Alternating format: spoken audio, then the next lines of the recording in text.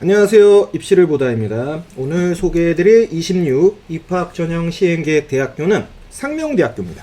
우선 내년 상명대학교 주요 사항 및 변경점을 한번 정리를 해봤는데 한 3개 정도입니다.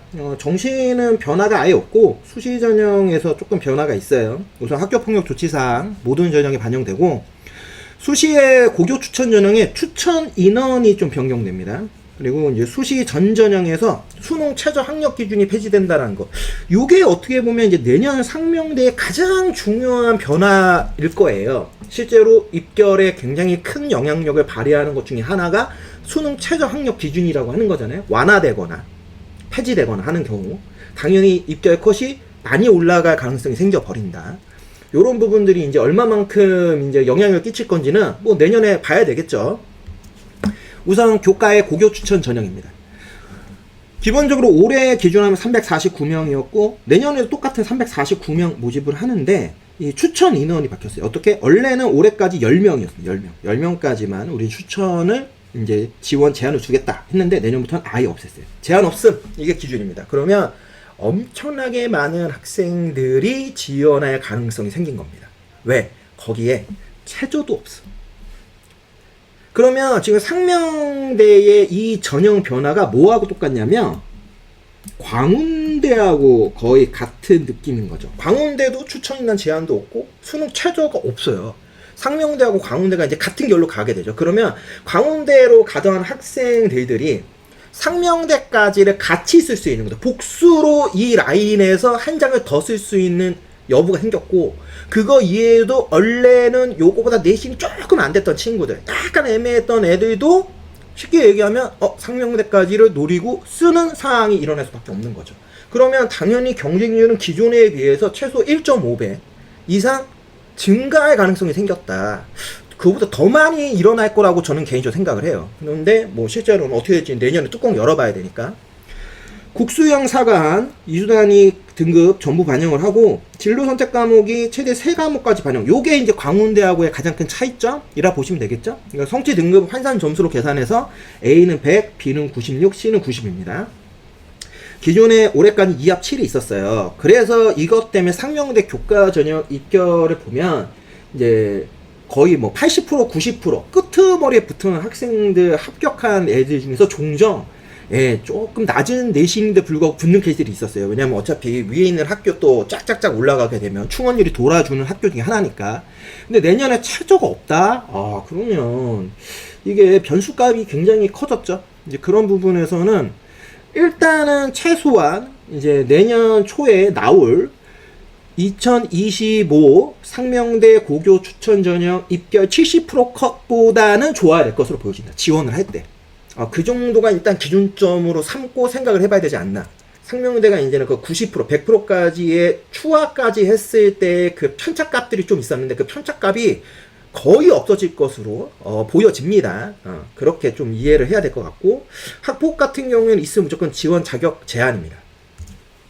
이제 종합전형은 상명인재 전형이라고 하고요. 일반 전형은 서류 100입니다. 근데 이제 스포츠 건강관리 전공하고 조형예술만 면접 40%가 있다고 합니다. 근데 요거는 이제 오늘 우리가 얘기할 내용은 아니니까. 모집 인원 기준하면 올해 155명이었고요. 내년에는 4명이 늘어나는 159명. 서류 평가는 학업 역량, 진로 역량, 공동체 역량 3개인데 세부적으로 반영 비율들이 정해져 있어요. 학업의 학업 성취도가 15%, 학업 태도가 20%, 토탈 35% 반영을 하고, 진로는 활동과 경험이 25%, 그리고 자기주도성이라고 하는 게 있어요. 요게 20%, 합쳐서 45%. 공동체는 성실성과 협업 태도, 요거 해서 20%. 물론 내년에 수시 모집 요강은 이제 확인해야 되죠. 학폭은 올해부터 정성평가로 반영을 하고 있습니다. 근데 내년에도 동일하게 정성평가 반영을 한다 하고, 조금 더 구체적으로 어떤 것들을 보느냐, 학업 성취도에서는 노력의 정도와 성취 수준, 이게 이제 주로 세특을 통해서 이제 많이 볼 수 있는 요소들이죠. 이제 그런 것들을 이제 좀 중심으로 보겠다라고 하는 것 같아요. 당연히 이제 내신에서의 성취도도 이제 같이 보는 거겠지만, 그리고 학업 태도, 요것도 이제 학업 의지와 성장 노력. 그러니까 주로 세특 내용들을 생각보다 많이 반영하는 평가 내용으로만 보면, 진로 역량에서 진로 탐색 활동과 경험은 우선은 뭐 노력, 준비, 요거 말고 관심 분야 관련 활동의 내용 및 성취 수준이에요. 요게 합쳐서 이제 25%. 그리고 자기 주도성 및 실천 능력. 그러니까 얼마만큼 자기 주도성을 가지고 뭐 학업을 이행했느냐. 여기에 이제 하나 더 옵션이 붙는 게 문제 해결력까지. 그러니까 쉽게 얘기하면 이제 문제 해결 능력을 이제 진로 역량에서 보겠다. 그리고 문제 상황에 직면했을 때의 해결책, 그래서 극복하고 노력한 경험. 비슷비슷한 내용들이 같이 좀 연동되어 있죠. 요게 20%. 공동체에서는 성실성과 협업 태도, 일반적인 공동체 역량의 내용이 거의 다 들어가 있습니다. 근데 여기에 이제 학교 폭력 관련 사항도 여기에 반영한다. 그러니까 정성평가로 반영을 한다고 하잖아요. 그러면 공동체 역량을 통해서 학폭은 정성평가 반영을 하겠다라고 이제 인지하시면 되겠죠. 논술 전형은 올해 기준에서 101명, 내년에 85명이고요. 논술 90에 교과 10%예요. 근데 상명대 논술은 약수령 논술. 예전에 한번 말씀을 드렸죠. 이제 약수령 논술이라고 해서 약간 단답형, 단문형 답안을 작성하는 서술형 논술이에요. 이게 약수령이라고 하면 잘 모르시는데 옛날 분들은 적성고사라고 하는 과거에 이제 시험이 있었죠. 요거하고 거의 똑같습니다. 적성고사라고 하는 게 폐지되면서 논술로 이름 바꿨는데 앞에 약수령이라고 하는 이제 단어가 붙는 겁니다. 이제 그게 이제 기본이라고 보시면 되고, 인문계열은 국어가 8문항, 수학이 2문항, 총 10문항. 자연계열은 반대로 국어가 2문항, 수학이 8문항, 10문항. 10문제를 맞추기 게임 하는 거예요. 출제 범위 기준에서 국어는 주로 이제 국어과, 국어, 문학, 독서, 화작, 언맥 가지고 수학이 수 1, 2까지. 이 약수령 논술이 뭐 이렇게 얘기합니다.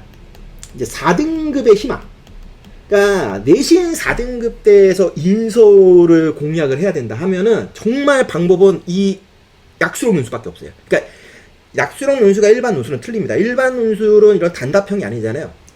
문제의 풀이 방식까지를 수리 논술에서 다 써야 돼요. 그리고 난이도가 기본적으로 미적까지가 거진 다 포함이 된단 말이에요. 그런데 실제로 내신 4등급 대에 있는 학생들이 논술에서 미적까지를 통과한다?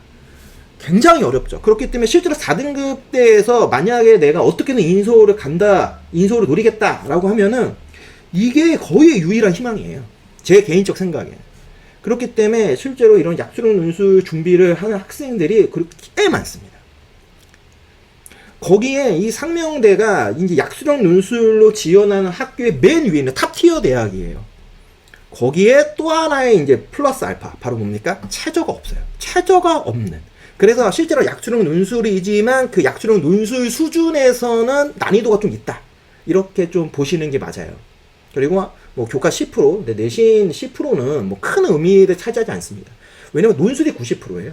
그러니까 막말로 만약에 10문제 다 맞춰버리면은 솔직히 그냥 붙는다. 이렇게 보셔도 됩니다. 일반적인 우리가 알고 있는 논술에 비하면 굉장히 좀 약간은 틀린 특이한 논술이다 보니까 실제 이 영상 보시는데 내가 3등급 후반이야. 내가 만약에 내신이 4등급 대야. 저라면 이번 겨울방학 무조건 국어, 수학, 수능 공부하면서 약수령 논술 동시에 준비할 겁니다.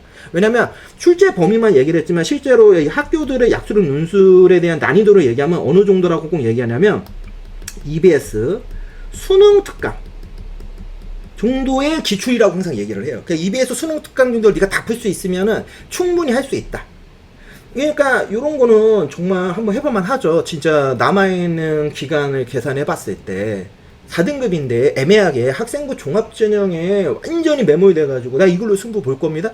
말도 안 돼요. 그리고 내신이 4등급에 이제 나 끝났으니까 정시 올인하겠다 뭐 이렇게 생각하는 친구들 많잖아요. 내신이 4등급에 정시 올인해가지고 인서울에 학교에 가는 애들은 대치동에 있는 애들이에요. 일반고의 내신 4등급이 수능을 봐서 수능에서 3등급이 나온다? 내신 3등급 만드는 게 더 빠를 수가 있습니다. 그렇기 때문에 오히려 그렇다라고 하면 오케이 정시까지 가. 그런데 수시에서 내가 학생부 종합전형 중심으로 쓰는 것보다는 적절하게 약수령 논술 학교 라인들을 몇 장 쓰는 게 훨씬 나을 수 있다. 뭐 예를 들면 지금 보시는 상명대, 그리고 나중에 또 하나 소개해드리는 가천대 이런 학교들이 있단 말이에요. 차라리 이런 데를 공략하는 게 훨씬 더 나을 수 있다.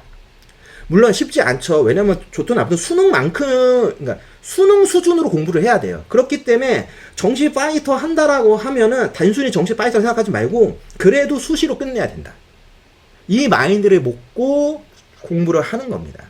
그렇게 생각을 해본다고 하면 상명대의 이 논술은 상당히 메리트 있을 수 있다. 특히 3등급 중후반에서 4등급 초중반 사이에 있는 친구들. 뭐 심하면 5등급 때에도 이거 보는 친구들 있더라고요.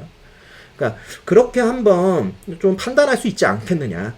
이런 생각이 들어서 좀 말씀을 드렸습니다. 학폭은 정량평가, 감점 처리 방식입니다. 정시 전형은 나군에만 있습니다. 상명대는 나군에만 있고 올해 기준에서 489명 모집을 했고요. 내년에 485명 모집을 합니다. 수능 100%고 내년부터 정량평가로 감점 처리 방식을 취하고 있어요. 이제 수능 영역 및 이제 반영 비율을 쭉 보시면 아시겠지만 똑같습니다. 동일하다. 요것만 이제 기억을 해주시면 되고 뭐 영어나 한국사 모두 동일한 이제 점수체제를 갖고 있어요. 이제 그나마 조금 볼만한 내용은 일단 100분위로 판단한다. 요 라인부터는 이제 표준 점수보다는 이제 100분위를 이제 활용하는 대학들이 많죠, 정시에서. 그리고 자연계열 같은 경우는 수학과 과학은 가산점을 주는데 가산점이 꽤 높아요. 일단 미적이나 기하를 보면 기본적으로 10%. 그리고 탐구는 5%예요. 내년도 똑같죠. 10%, 5%. 그렇기 때문에 만약 정시까지 고려해서 상명대 라인을 노리는 정도라고 생각을 하신다고 하면은 실제로는 수학에서는 확통보다는 미적 기하를 하는 친구가 훨씬 유리하다. 왜냐면은 10%를 가산점으로 주는데 이게 표준 점수도 아니고 100분위를 기준으로 10%예요. 그럼 어마어마한 겁니다. 생각보다 점수 컷이 꽤 높아져요. 탐구 같은 경우 5% 가산점이잖아요. 이것도 만만치 않은데 이제 그런 것들을 좀 판단해서 어느 정도는 감안해가지고 수능에서 어떤 과목들을 내가 선택을 해서 진행을 할 건지 좀 플랜을 잘 짜셔야 되겠죠. 요런 학교들이 몇 개 있으니까. 입시를 보다 상명대 편이었습니다. 다음 시간에 다른 대학으로 다시 찾아뵙도록 하겠습니다.